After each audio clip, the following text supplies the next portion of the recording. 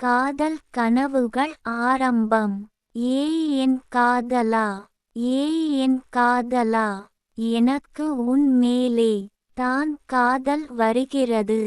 கனவுகளில் தெரிகின்றது, அது என் நினைவுகளில் என்னுள்ளே பதிந்து நெஞ்சை அனுதினமும் உறுத்துகிறது. எனக்கு நீ தான் வேண்டும் என்றே கேட்கிறது, ஆனால் நீயோ ஏன் விலகிச் செல்கிறாய். நான் உன்னை விரும்பி கேட்பது புரியலையா, என் ஏக்கம் உனக்கு தெரியலையா.